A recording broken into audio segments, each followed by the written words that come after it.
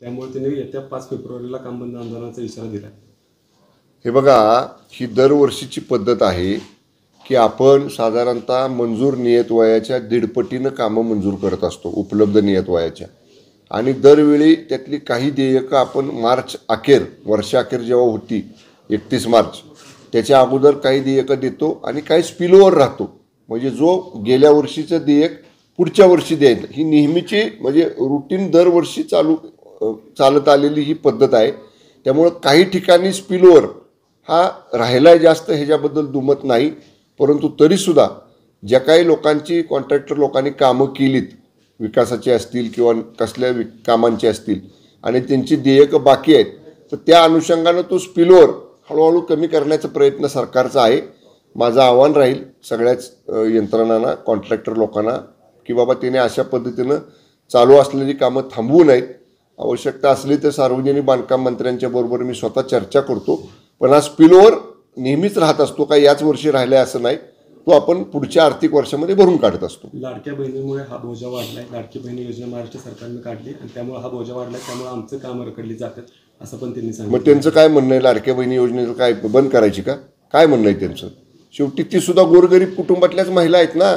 आम्ही कुठं म्हणतोय की तुम्हाला देणार नाही म्हणून. मी परत सांगतोय ना, सरकारची भूमिका तीच आहे की जो स्पिलओव्हर राहिलेला आहे गेल्या वर्षीच्या कामांचा, तो स्पिलओव्हर येणाऱ्या आर्थिक वर्षामध्ये भरून काढण्याचा प्रयत्न आहे. माननीय बांधकाम मंत्री महोदयांच्या बरोबर पाठीमागच्या सातारच्या DPDCच्या बैठकीच्या वेळी माझी चर्चा झाली होती. त्यांनी सुद्धा हे मान्य केले की थोडेसे पैसे जादा देणं आमच्याकडनं बाकी आहे.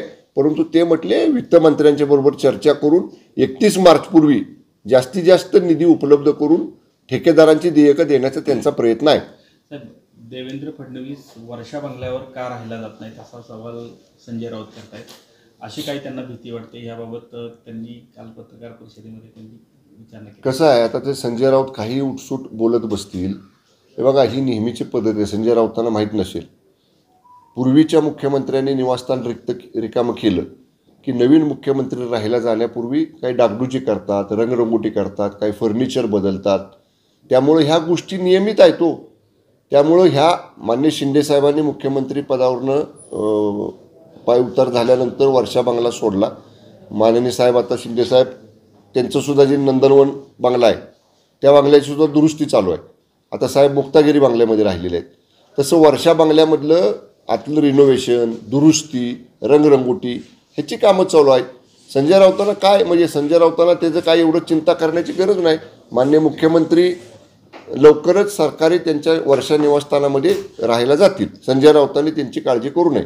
मंत्र्यांचे जे काही सचिव असतील किंवा महत्त्वाचे शासकीय अधिकारी जे आहेत हे देखील पैसे गोळा करतात अशा पद्धतीचा एक आरोप जे आहे ते संजय राऊत करतायत.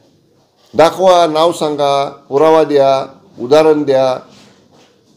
उगाच वाटेल त्या गोष्टी वाटेल तशा पद्धतीनं बोलायची संजय राऊतांची सवय आहे. आम्ही संजय राऊतांवर आता इथून पुढच्या काळात तर त्यांच्या कसल्याच वक्तव्याची दखलसुद्धा आम्ही घेणार नाही.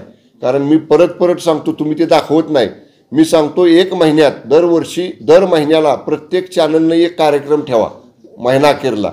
या महिन्यात संजय राऊतांनी ही 50 स्टेटमेंट केली आणि ती 50 स्टेटमेंट खरी निघाली, असा एक कार्यक्रम ठेवा प्रत्येक वाहिनीने दर महिन्याच्या महिना अखेरला. तुमचं तुम्हालाच कळेल त्यातलं ते किती खरं बोलतात आणि किती खोटं बोलतात ते. त्यामुळे संजय राऊतांच्या अशा विधानांकडे आम्ही गांभीर्यानं बघत नाही. नवीन महाबळेश्वरच्या प्रकल्पाच्या अनुषंगानं 294 गावांचा समावेश यामध्ये आता प्रस्तावित आहे आणि म्हणजे एकूण जवळपास 235 आधीची आणि 294 असं 529 गावं आता नियोजित आहेत त्याच्यामध्ये. तर 235चा झाला आहे आराखडा. पण आता याच्या बाबतीतलं सादरीकरण माननीय उपमुख्यमंत्री एकनाथजी शिंदेसाहेब दरे दौऱ्यावरती आले त्यावेळी MSRDC हे विभाग आमचा त्याचा DPR तयार करतो आहे. आदरणीय शिंदेसाहेबांना त्याचं सादरीकरण झालेलं आहे. ते आता परवा दिवशीचे सुद्धा सातारच्या जिल्हा नियोजन समितीच्या बैठकीमध्ये चर्चा झाली. शिवेंद्रबाबा, माननीय आमदार मंत्री महोदय शिवेंद्रराजे भोसले, मी आणि माननीय मंत्री महोदय मकरंद आबा, आमच्या तिघांच्या मतदारसंघाशी संबंधित हा प्रकल्प आहे. तर आम्ही तिघही जण आमच्याकडे सुद्धा त्याचे एकदा सविस्तर सादरीकरण या ठिकाणी आम्ही घेणार आहोत. आणि नक्कीच हा प्रकल्प लोकहिताचा आहे. महाबळेश्वर पाचगणीवरती जो ताण पडतोय तो विखुरला जाईल आणि पर्यटकांना अधिक निसर्गाचं सौंदर्य तिथे मिळेल बघायला.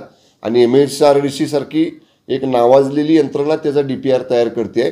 त्यामुळं सातारा जिल्ह्याच्या आणि पश्चिम महाराष्ट्राच्या आणि एकूणच महाराष्ट्राच्या पर्यटनाला गती देणारा हा प्रकल्प आहे. सरकार याच्या बाबतीत सकारात्मक आहे. ओके.